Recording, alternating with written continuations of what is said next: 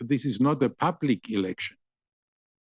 This is not a beauty contest, and this is not a public election where everybody is a voter.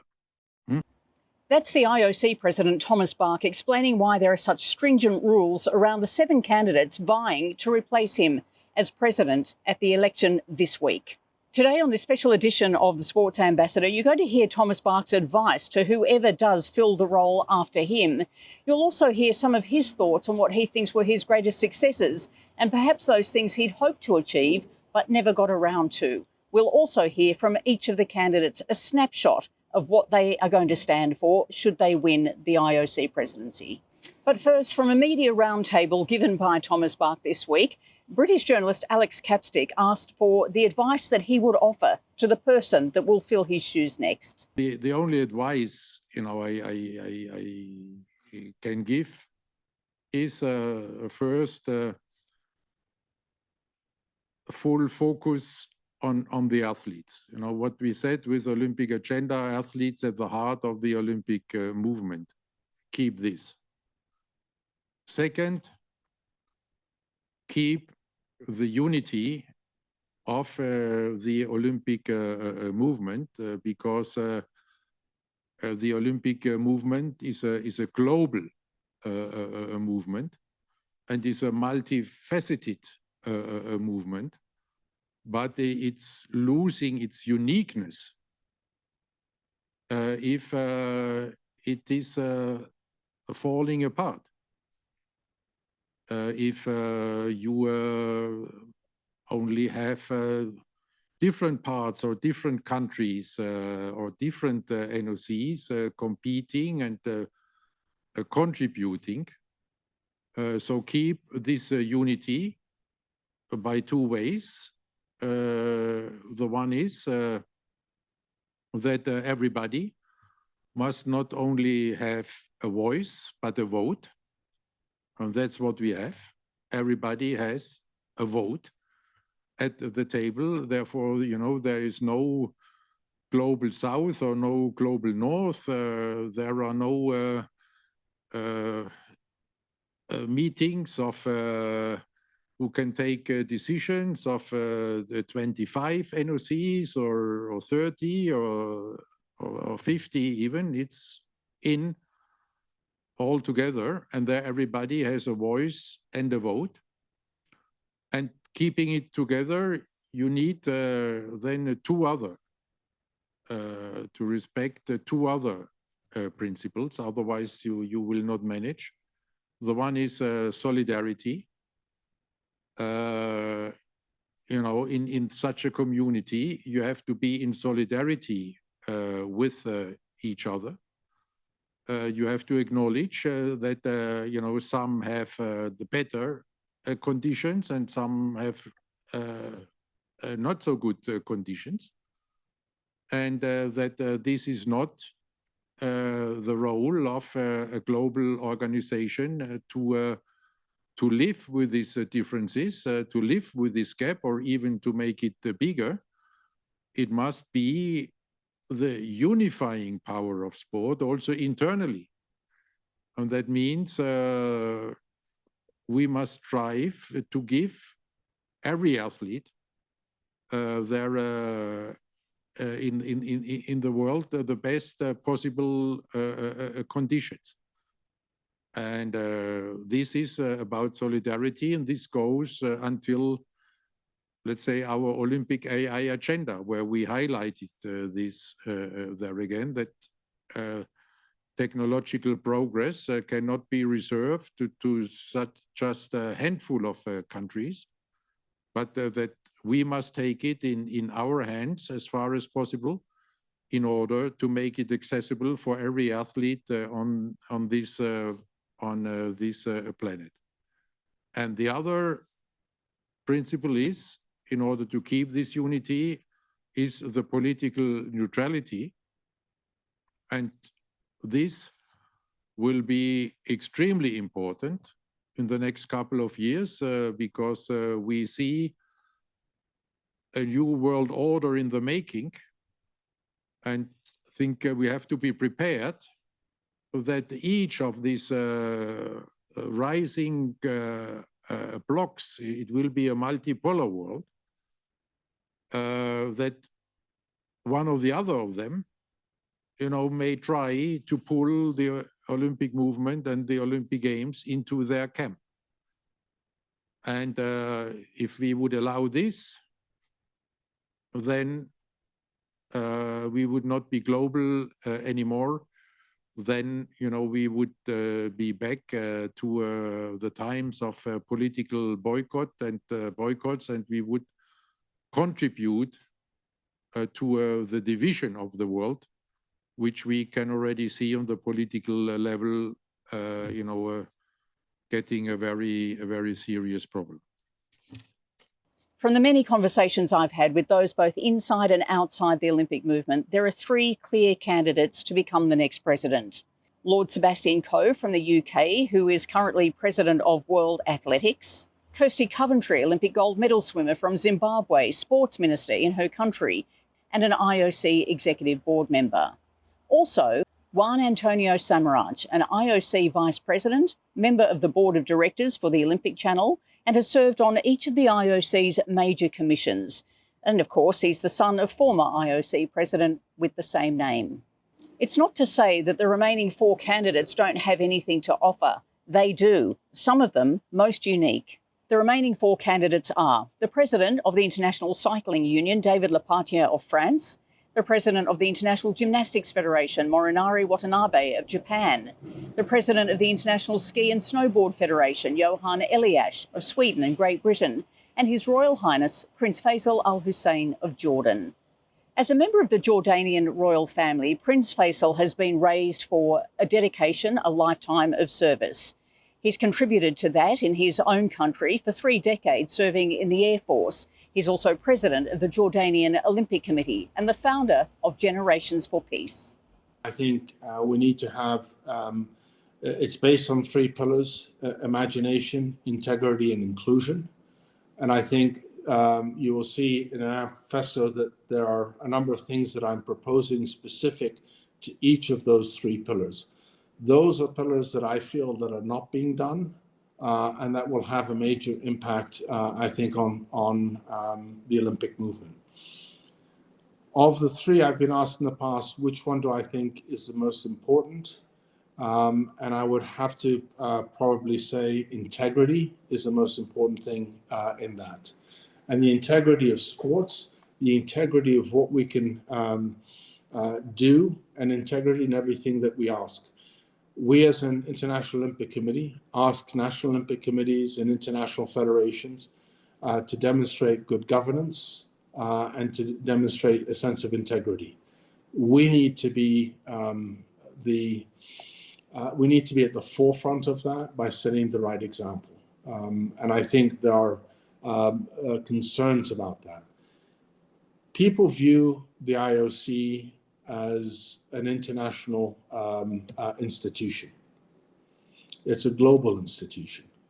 Right now, we also are seeing that the youth of the world are not or have lost trust in global institutions. The future of the Olympic movement lies with the youth.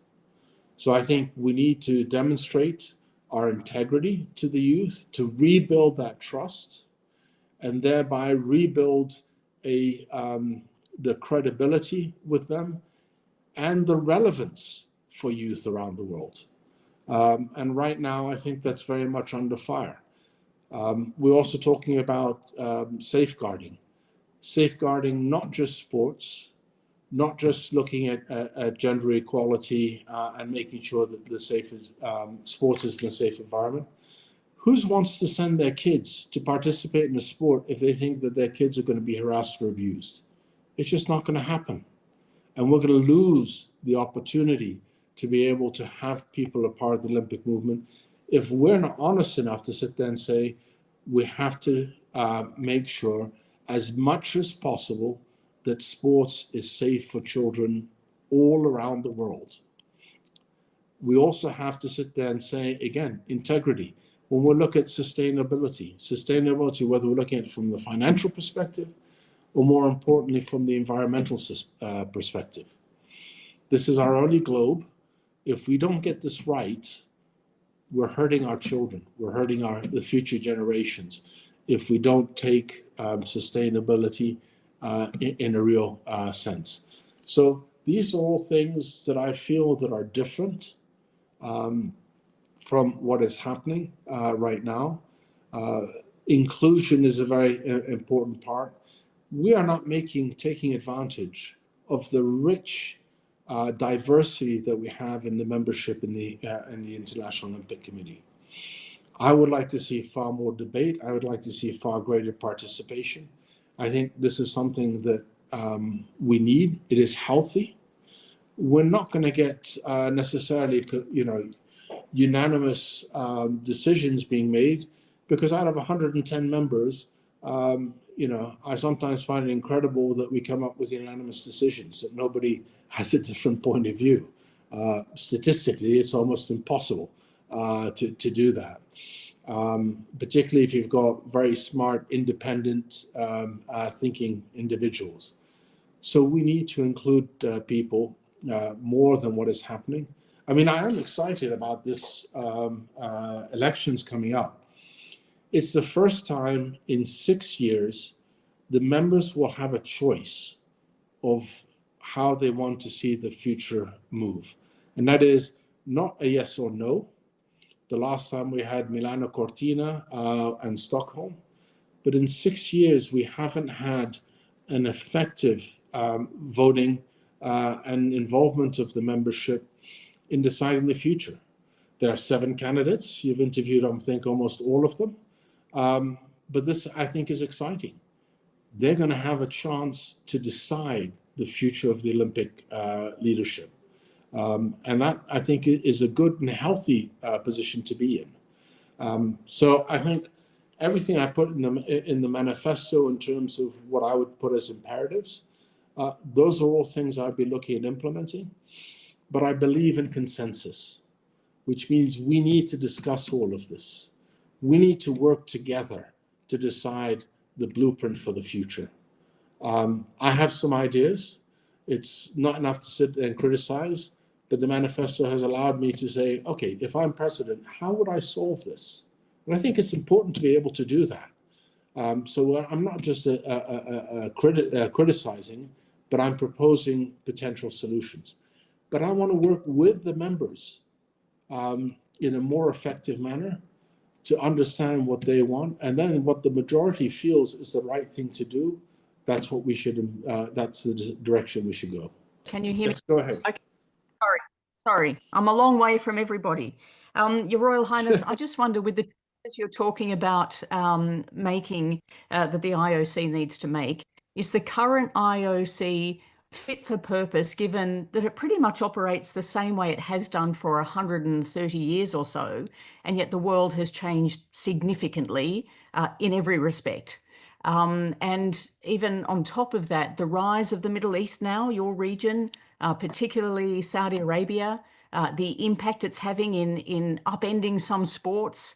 What kind of an impact do you think your region can have on the Olympic movement? One thing I'll go back to quoting the President Bach, and he has put it up on the wall outside his office: change or be changed. If we don't change, if we don't adapt, then we're going to be forced to change. And that usually ends up being, let's say, evolution versus revolution. Revolutions tend to be quite painful to do. So can we evolve? And I think, well, we looked at Olympic Agenda 2020. I think that was an attempt to restart the significance of where we are and where we should go. I think we need to look even further than that. That's why I propose having Olympic Agenda 2036, which is looking at where do we then, what are we going to do for the next 12 years? And whether, and this is where I want to involve all elements within the membership, and also people from outside the movement, part of the sport world. what can we do to better reflect the realities that we have on the ground? Because the world is changing. And I think I'm open to looking at whether the structures that we have are still relevant today as they were in the past, or whether we should look at change. One of the things that we were looking at on the issue universality, when you say it's a very traditional system, we haven't had a leader that's been outside of Europe and the United States as an Olympic movement. Yet we are a global institution.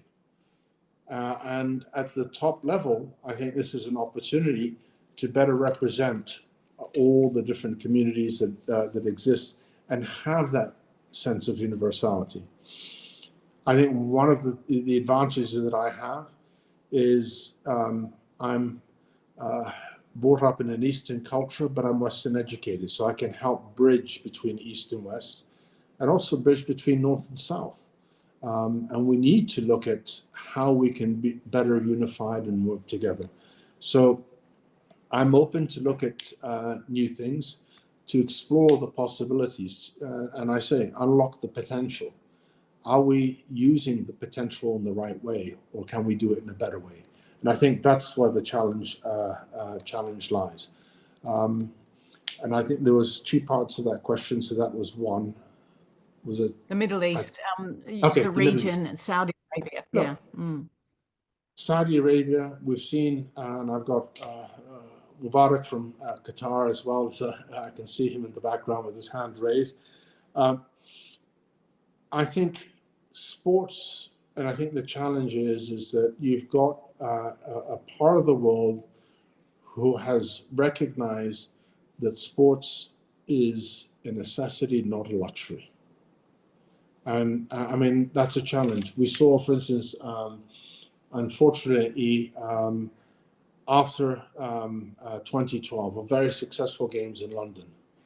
Right now, there was a study that basically said that there are 7,000 less PE teachers in the UK than one had in 2012. France, Paris, an amazing set of games. Yet what did they do the next, a few months later? They cut the sport budget by 30%. So, we have a challenge to try and convince global leaders the relevance of sport, not just in terms of social integration, for all the health benefits, all the unity benefits that it happens, and to building a better and more productive society. That challenge exists, I think, across the globe.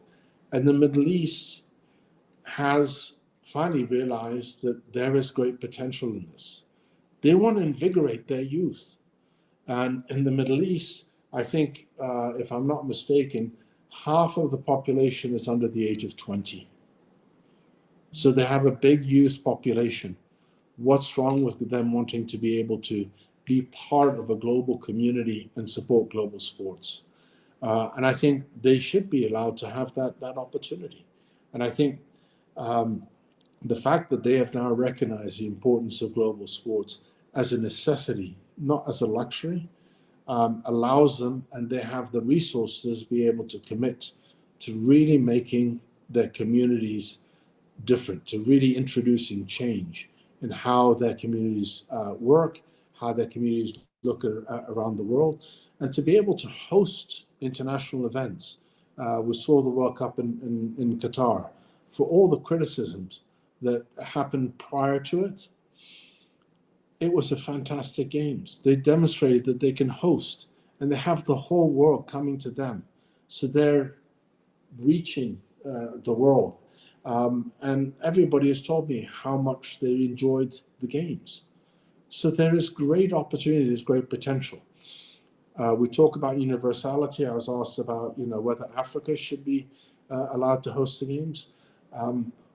I think all parts of the world should be given the opportunity to be able to do something great and to host international events, because it means so much and it can fundamentally change societies to the better. And I think that's where the potential is. And the fact that the Middle East has now recognized that and is moving towards that, I think is a good thing. Billionaire businessman and environmentalist Johan Eliash knows the threat that climate change is posing to all sports, both summer and winter. He's the youngest candidate in terms of being an IOC member. He was only elected in Paris 2024. He told the president of AIPS, the International Sports Press Association, Gianni Merlo, that it's time for the Olympics to move to a new level, with plenty of open debate and discussion about all the issues they are confronting. Thomas Bach, he's done a phenomenal job. He's taken the movement to another level in his 12 years, and he has done that in sometimes very difficult circumstances, with COVID, with conflicts, with introducing a lot of change. And now the next president's task will be to take it to an even higher level. And we're going to be faced with many challenges as we go along. We have new political variations going on. World is not exactly united. It's very divisive and disruptive at the moment. And we have a sea change when it comes to how people consume content. And here the digital space is going to be very important. Also, AI is going to come in, which is a great opportunity. But we need to stay ahead of the curve, and we need to do more with less resources. Yes. And finally, we need to make sure that we are relevant, not only 2 weeks every 2 years, but every week, every year. We are 115, up to 115 IOC members, and we're all equally special. So we are there to provide a service for the Olympic movement. And it's important here that the members are not just seen, but that they are heard. And that we have the right channels for that, that we encourage open discussions. And it's only through open discussion and debate sometimes that you get new ideas, and new ideas that's essential for evolving where we are today to a high level, and to be the best version of what we can be. So, Tracy Orms from Australia. Thanks, Gianni. And hello, Johan. Thank you for taking this question. I've read through your manifesto, and it's very detailed, talking about innovation, creativity, new ideas. And I just wonder if you think a majority of the membership is ready for such creativity and innovation. You talk about new technologies, AI, etc. What about innovations like the enhanced games and how they are going to impact the Olympics and the way people are consuming sport now and what they expect from sport? Well, thank you, Tracy. As President Bach stated when he was elected in 2013, change or be changed. And he did very well. He changed the organization, took it to another level. I'm saying now we need to stay ahead of the curve. And this is a very exciting time if you like technology and you see the possibilities with all the different changes that we have out there. So, for instance, cloud-based hosting of broadcasts opens up enormous opportunities where we can, also with the help of AI, tailor-make what you get, based on how you consume content. And this opens up all sorts of possibilities for fan engagement. Also for partnerships, and let's face it, sponsorships, that's something of the past. It's partnerships today. And that is how the people that want to partner up with us, how we can activate those partnerships in the best possible fashion. That is how you're going to attract partners paying the sort of money that we would want to see. So I mean, yes, technology is going to play a big part. AI, for sure. I mean, that's going to affect whether you're in sport, you're in business, whatever you do. It's going to have an impact on everything. Hopefully to the better. This needs to be regulated. There are aspects of it that could potentially pose threats, but I'm sure we can find ways to deal with that as well. Now, of course, to embrace all this, you need to have an open mindset, open to change. I think, I mean, based on my conversations with the IOC members, the vast majority are open to head in this direction and recognize the need for evolution. We're not talking revolution. It's just staying ahead of the curve. The most experienced of all of the candidates this time around is one Antonio Samaranch Jr. He's been a member of the IOC for 24 years and, as I mentioned previously, has served on all of the major commissions. He's also an established banker and a successful businessman outside of the Olympic movement itself.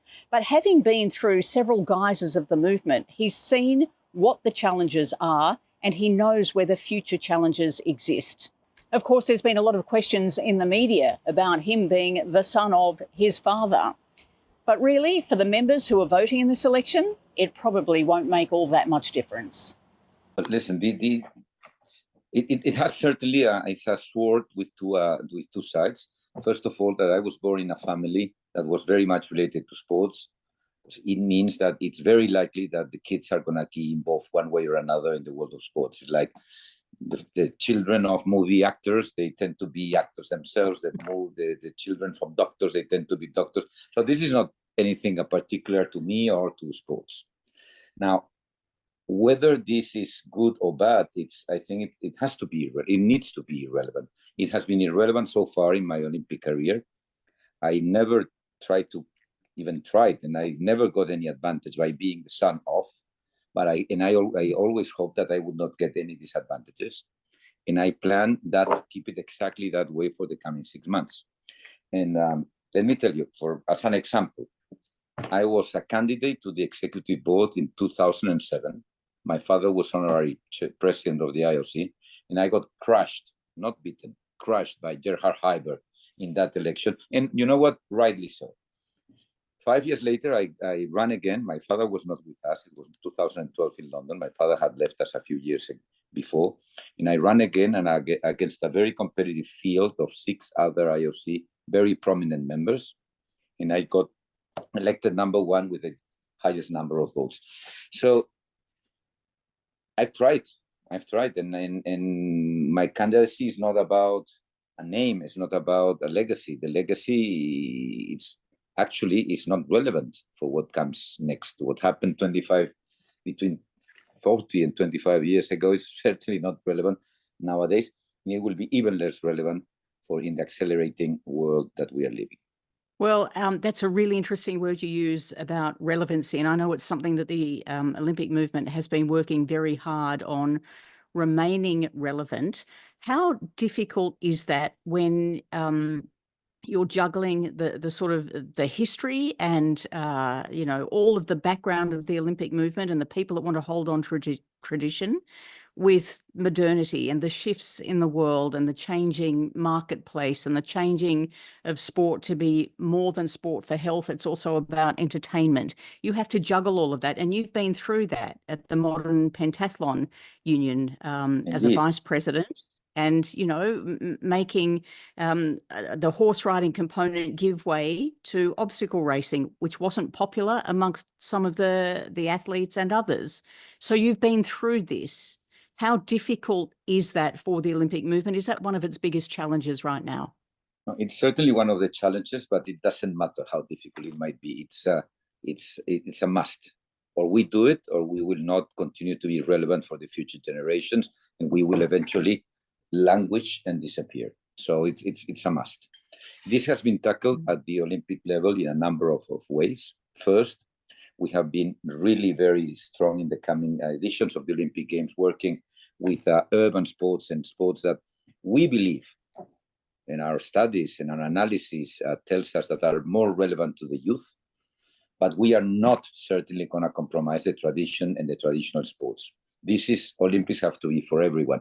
It's not good to say, we have to go where the youth are. We have to also take care of the other generations that have been supporting and have been enlightened by the values of Olympism. So the Olympic program is one of the key things that we need. It's not that the new president will need to review. It's a continuous process of review that will have to continue, even strengthen the turn or the rapidity or the velocity on analyzing that change. The second proof that we are really daring in that respect was the announcement a few months ago that we will start next year with e-Olympic Games. Yeah, right. E-Olympic Games, and that will start probably next year. We are working right now on the details on how it will be, what sports, what e-games or e-sports will be there, how they will qualify, who is going to make the selection of the teams. And, I know this is a big risk. I know many people are raising their eyebrows and saying, what the heck? Sport is about, and Olympism is about getting the couch potatoes off the couch, and now you're going to give them even the Olympic rings to do what they do. Because, we have to do that. We have to be relevant also to that community.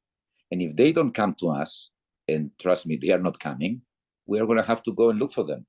And if we can convince and we can inspire, even at the beginning, a small fraction of them to combine their current activities with physical activity and outdoor or physical sports, that would be great. It's in our mission, is what we are here for. So we are taking significant risks, both in the program and in the e-games, but we do that consciously, that is the way to go. So wish us luck. I always wish you luck. Where do you see the Olympic movement's place in this world? Because I don't need to tell you this, the world is changing so quickly. The interactions are so quick now with technology and AI. The next generation is very different in the way they communicate with each other to the way we would have communicated when we were that age. You've got climate change. You've got organisations like the Tuvalu Olympic Committee, which in 50 or 60 years may not even have any land to operate on because they'll be underwater. There's all of these. So how does the Olympic movement fit inside that and find its own place? What is its place in this fractured and yet, very highly interactive world? Well, that's the nut of the situation, because the Olympics is about sport, but certainly much more than sport. We are not just a combination or the addition of 29 or 30, depends on which edition, 32 or 34 world championships in the same place at the same time. Olympics is completely different story. We are about something else, and we have very clear what our place in society is. We are not a government. We are not a political organization. We cannot stop wars. We cannot impose our views and our values into a sovereign governments. That is for someone else. That is for the governments of the world. That is for the United Nations. That's for the European Union, for Australia, for the United States, for China, for the big guns in the politics. We cannot go to any country in the world and say what we and try to impose, as I said, our ideas. Moreover, if you agree with me that Olympism is so Olympism, we cannot substitute the politicians or get involved in politics in the world. The key is that we have to be universal. Our remit in life is to demonstrate that despite war, controversies, differences, social distancing, religion, you name it, political systems, that we can demonstrate that we can get together, the youth of the world together in the Olympic Village as a great symbol, as a metaphor even, and that they can compete with respect to themselves, respect to the rivals, respect to the rules, and they can really demonstrate the world that another way is possible, even in times of war, even in times of war. So explain this for people who are not within the Olympic movement. That's me included. How do you explain the situation where you are not political, you're politically neutral? However, most Olympic teams, to some degree, are financed and operated and, improved by governments around the world who want to have their say about what their team represents and what they do. So how do you maintain that resistance? Because obviously the Olympic movement comes under pressure politically, and we see it in the media, we read about it, when there's challenges with Russia and whether Russia should be there, or before Paris there was talk about Israel and Gaza. These things happen with regularity. How do you resist that as a movement? Well, there are a number of questions within the question. No? There are a number of issues within there. Let me let's see if I can organize it. First of all, still building on what we were talking before about the universality and the not taking sides that I was mentioning. It has to be that way. I live mostly in Spain, certainly in Europe. I'm part of the Western civilization, to put it that way. And I have my personal views on values that mostly coincide with what I've been raised with. And we have, for example, on Russia that you just mentioned, most of the people I know, we have almost the same ideas of who is who and who is guilty and who is not. But you know what? More than 2/3 of the world population think differently than we Westerners think. So if the organization accepts that the views of the persons running the organization prevail and we take sides, and it's not Russia and it's not only Gaza, it is the top 45 world conflicts that are raging today, most of them even more cruel and deadly than the ones that are today every day on the front page of the papers. If we take sides, who is right and who is wrong, despite what we might think, the day we take sides, we will have no Olympic Games left. We will have games, regional or not even regional, geographically regional, games from look-alike, think-alike countries that would fail to comply with our mission. Our mission is to demonstrate that even in times of conflict, war, differences, the youth of the world tells us that another way is possible. So that is what we do. Now, of course, the countries, of course, there's some important level of nationalism, but it's a healthy nationalism. It's a healthy patriotism to see your sports people win and strive and fight and lose and cry. It's something that is inherited to human being. We don't want to. We don't want to go for a completely lame, flat world where there are no flags. The flags exist, and we live in that reality.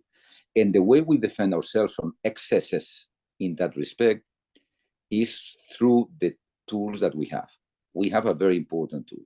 The Olympic Games, countries are not invited to participate. We invite national Olympic committees. And you better be sure that we have a lot of control in whatever is human rights, whatever is practice, whatever sustainability, whatever is gender equality, whatever is protection for the health and mental health of that is our remit. And there we are kings. And we do exercise our power. But so we get all these pressures, say, why don't you go and criticize this country or this other? How could you even talk to that country? Say, my God, go to United Nations, tell them not to talk to them. Difficult enough is for us to make sure that even the youngsters of that country can come and compete and demonstrate that we are all, that things that unite us are more than separate us. Lord Sebastian Coe, the president of World Athletics, believes the Olympics needs to get back to its core mission, sport. He's made a number of changes in his own sport that haven't sat too well with a number of others inside the Olympic movement, one being, of course, paying the gold medalists in Paris 2024. But Seb Coe is a master politician, and he knows full well what may have worked and may have been positive in his own sport is not going to be the same for all others, something he's prepared to revisit should he become the president of the IOC. Oh, sport is in good shape.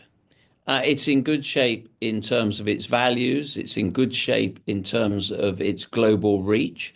Arguably, actually, in the last few years, it's got into places that I'm not sure we'd have thought or witnessed 10, 15 years ago. I've seen a distinct shift even since London when I was, involved in delivering the games there. The geopolitical landscape is probably more complicated than it's been for a long time. And I really, of all days and at all times, I probably don't need to sort of articulate that anymore, any greater. I think there are commercial challenges. I think the landscape for broadcast, and you would get that in a heartbeat, has dramatically altered as well. We've got additional challenges, but huge opportunities to level up smaller national Olympic committees, smaller international federations through the judicious and sensible use of AI. So there are a lot of opportunities, and I think we can grab them, but we shouldn't minimize some of the challenges that travel alongside them. And, if you look at the change in broadcast, that's extraordinary. Yeah. And, one of the challenges we've got here is, I'll give you a really good example. Next year, we have something called the World Athletics Ultimate Challenge, Ultimate Championships.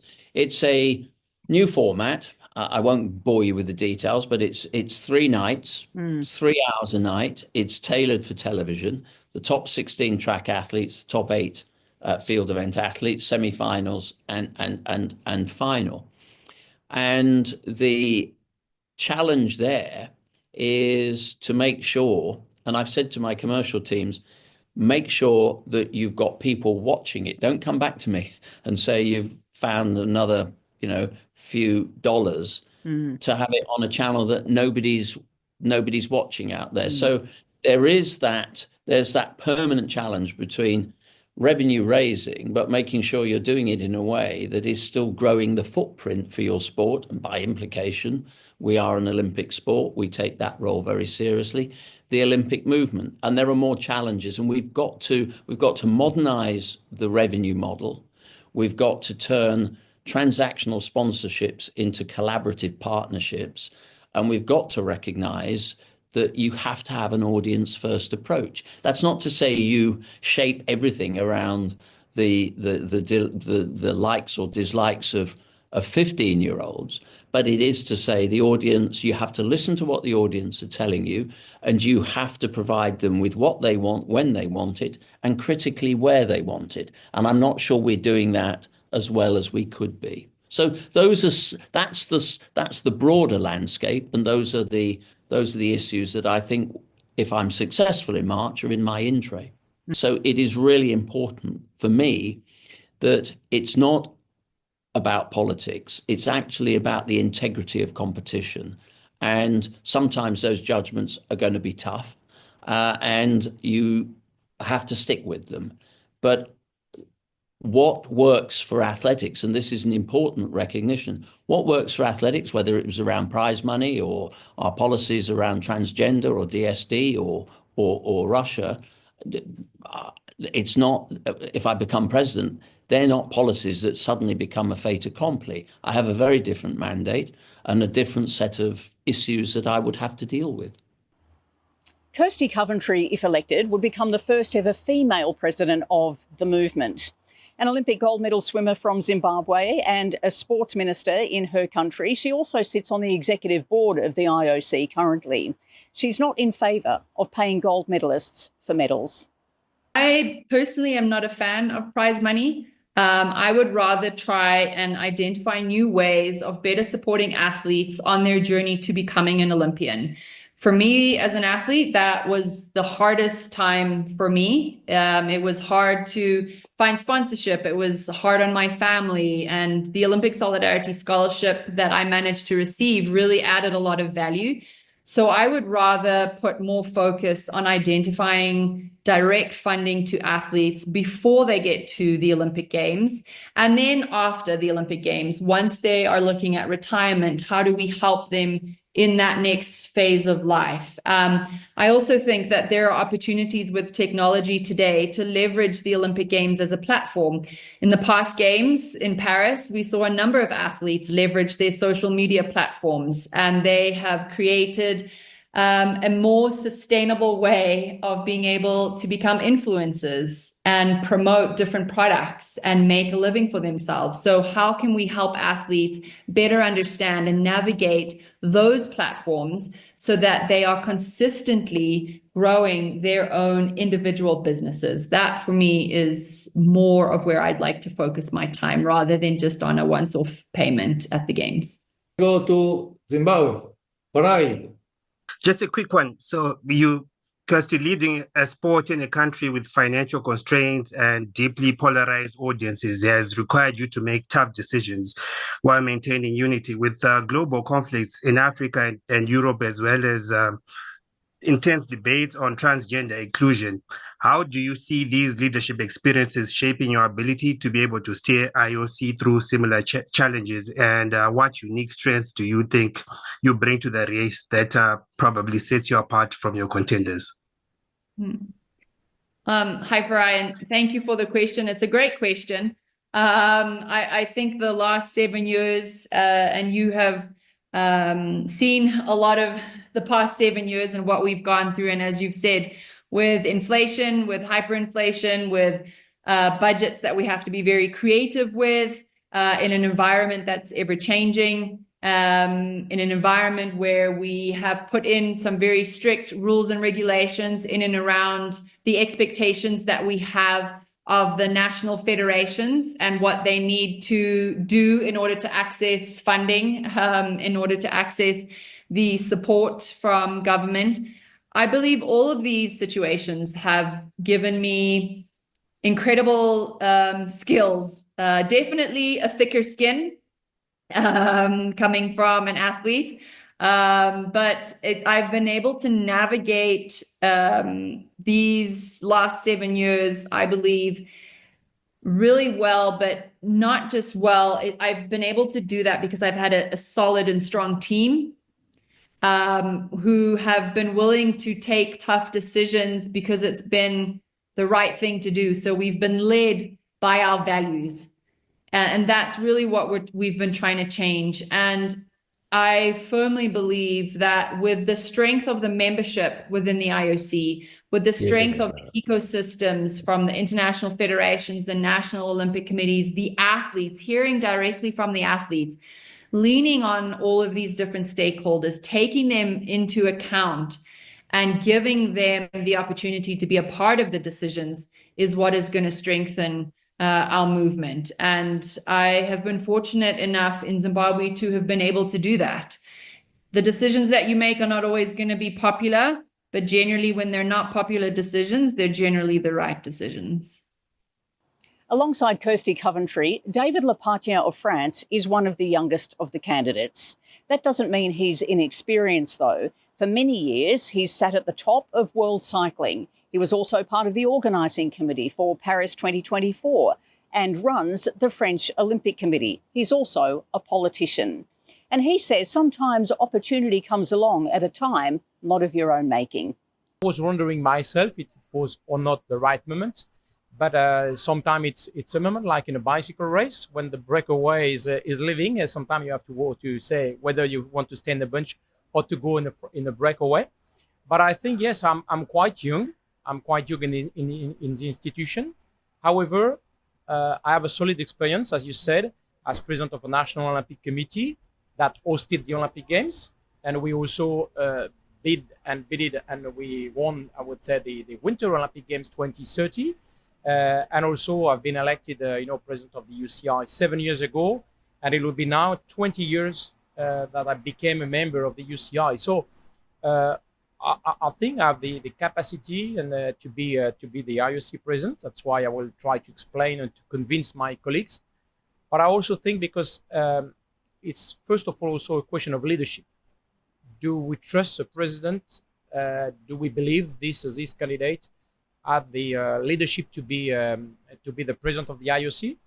In fact, this is the answer that all my colleagues will have to the question. Sorry, that all my colleagues will have to answer in the next coming weeks. And what does leadership mean to you? Because having read through your documentation that you've put to all of the members, it looks like it could be, if you had to analyse it or boil it down to three words, innovation with guardrails. Yeah. Okay, so we'll talk about the innovation, we'll talk about the guardrails, but what does leadership look like to you? For me, leadership is a question of behavior, of capacity to take decisions, to lead the organization by example, but also to have a vision. You need to have the vision. You need to be strong to support the IOC philosophy, what is finally our IOC charter, our values. And you need also, leadership is also the way that the president can lead the organization by bringing everybody behind, I would say, but also can take the expertise, the value from all the colleagues without also having always 20 counselors around him to tell him or her what she or he has to do. It's important to have we have a lot of very qualified people in the IOC, which is great among the staff. But at some points, it's the job of the president to lead the organization, to take the decision. When you are in a meeting with strong leaders in the world, with chief of states, you need to be able to answer the questions without having, always notes, counselor behind. We have a solid leader today with Thomas Bach, and we know, all of us, that when he is leading a meeting, we trust him. He brought a vision with the new norm, with the Agenda 2020, and Paris 2024 was, in a way, the achievement of this vision. And I think leadership is about vision, it's about the behavior, and it's probably about you have or you don't have the leadership. It's not something you can learn in a book. So let's talk a little bit about innovation. And, change or be changed has been the mantra for some time under Thomas Bach. I should just explain to everybody, if you can hear noise, we're at the international airport. David only has a few minutes between flights. It's also raining, so I hope he's not getting too wet. We are used to this in Brittany, in the north part of France, so I'm not afraid about the rain. Good. I'm very glad about that. Okay, so change or be changed. And I know that you're confronting this yourself as the president of the UCI, with the discussion about one cycling. You spoke about the breakaway in cycling. You don't want this to be a breakaway moment, and so there's negotiations. Would you say this is part of the innovation of sport? It's a natural cycle of sport, or would you say that it's also a combination of that and politics, because politics is always skirting around the edges of something that involves international sport and the big business of the Olympics? I think we need innovation. You can't always be at the same points because the world is changing. The world is becoming more and more disrupting, with more specifically with digitalization and so on. So we must be open. We must be connected to the young generation. However, we also need not to forget where we are coming from. We have solid roots. We have history. We have values. So we must combine all these values, all this history, with innovation. And as an example, Paris 2024 was the perfect example. A lot of innovations, sometimes outside of the box, but finally it brought wonderful Olympic Games. So I think we can keep the spirit, we can keep the values, but also to bring innovation, because it's change or be changed. So I believe we must have more and more innovation, also because new sports sometimes are coming, because new way to watch sports events are also a reality today for the young generation, and we need to have open eyes at the Olympic movement. One of the boldest and most innovative suggestions has come from Japan's candidate, Morinari Watanabe. He's the president of the International Gymnastics Federation, and he thinks that to be able to cope with the extreme economic pressure of putting on an Olympic Games these days, it needs to be spread out across all 5 continents, with the ability to perhaps expand the sports competition to up to 50 different sports. One thing he doesn't agree with is sport and the Olympic movement being spoken about in terms of power. He believes it needs to stick true to its original founding principles, and that is, sport is to bring the youth of the world together to make it a better place. One of the things that you said the other night, which quite fascinated me, and I've been thinking about it since then, you were talking about, and I hope I'm paraphrasing you correctly, you were talking about the era of the West. And, right now it is the era of Asia. And next will come the era of Africa. Yeah. Just can you explain that a little bit more about your thinking around that and what that means for sport and the world generally? I'm working in the company. That was always is looking from the economic view. Mhm. After the 18th century, Europe is go up and the United States is go up, but is economic one day is come to the flat and not military level, big gap. But now current situation is Europe is like that, and the United States like that, and Asia is well, because with population.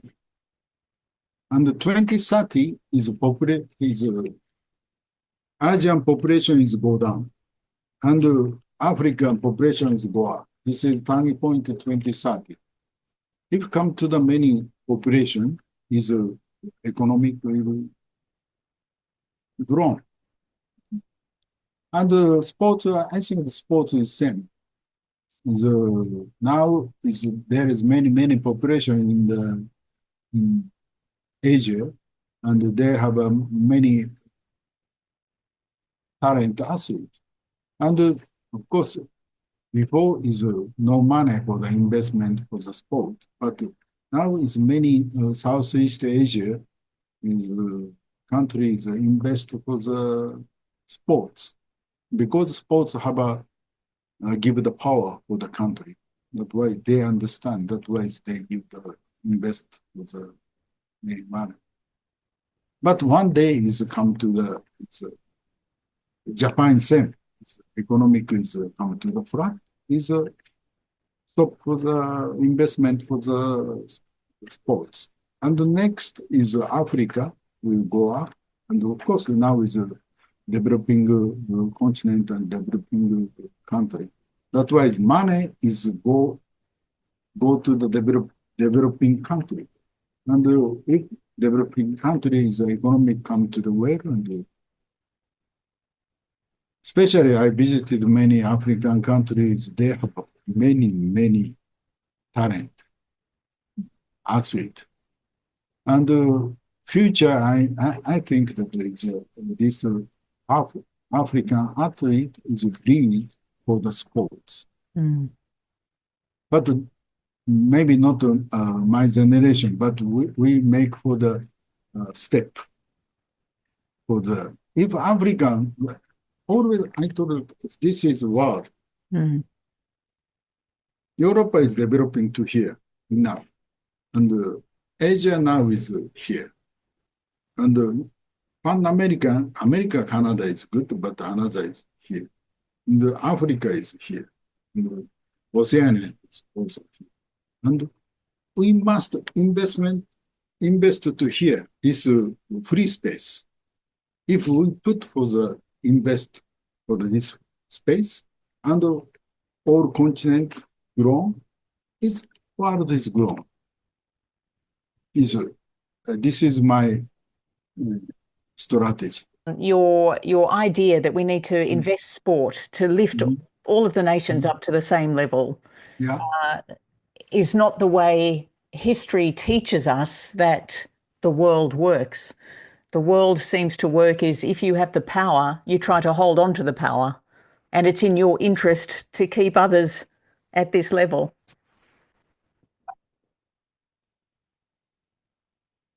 Sports is not power games. Something also, sometimes I'm very sad. Is like that sense there is our game, but why start with the power games?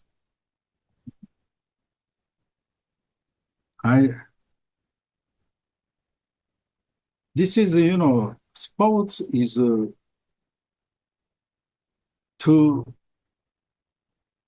who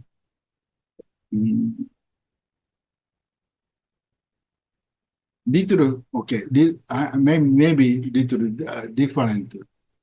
I will say, I don't like for the judge because I was gymnast. I always hate for the judges because judges say that, oh, I'm judge. I give for the score. For me, is from when I was athlete, I don't like that because okay, we are athlete, you are judges, and we have a spectacle or organizer, and we make for the one big entertainment. Without the judge, of course, we cannot do performance. But also, if you no athlete, you cannot, you don't have a judging. And the same, is continental is same.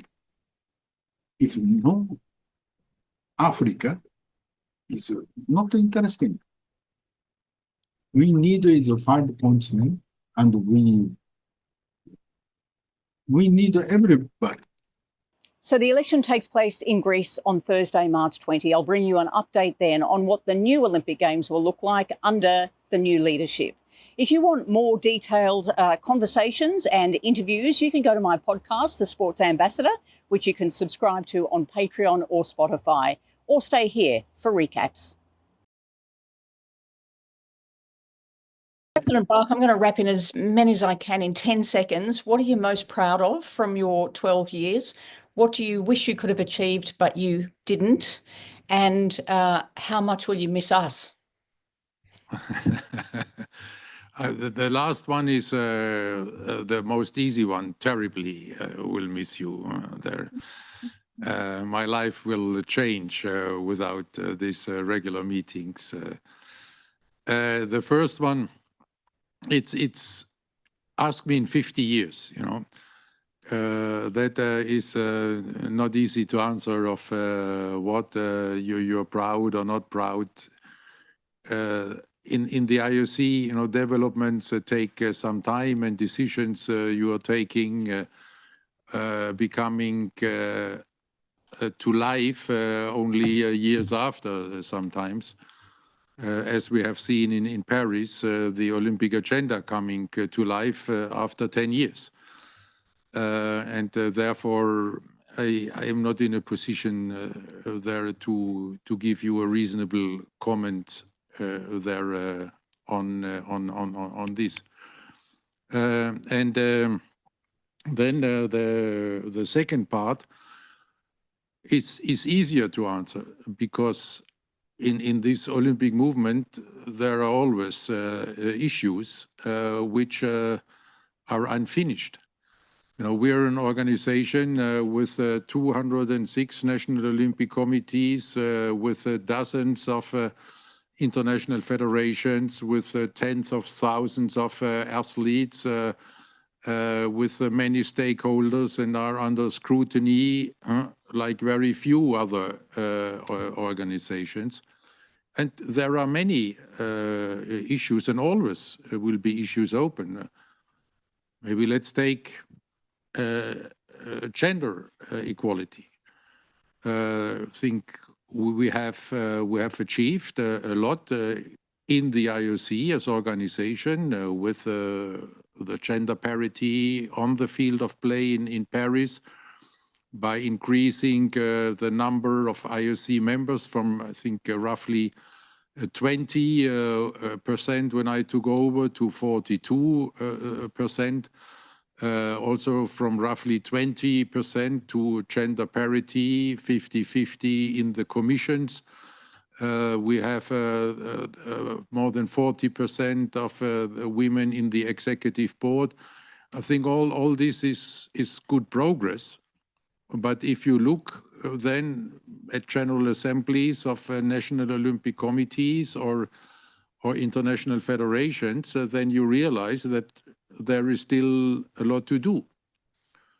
When you look the same picture somehow at good governance, I think we have made a great progress there with our governance and with the Ethics Commission under the leadership of Mr. Ban Ki-moon. But when you look then at the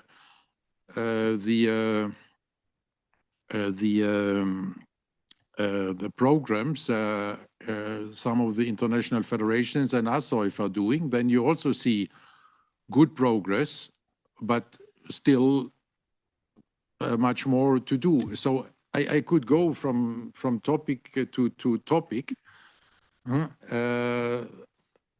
In this Olympic movement, there will always be unfinished business. And this, with this, you have to be satisfied. You have to do what you can do in these 12 years. But you cannot put your target. You cannot say I eradicate doping. You cannot say I will have full gender parity across the entire Olympic movement. So there is a lot to do, and for this I wish my successor all the best.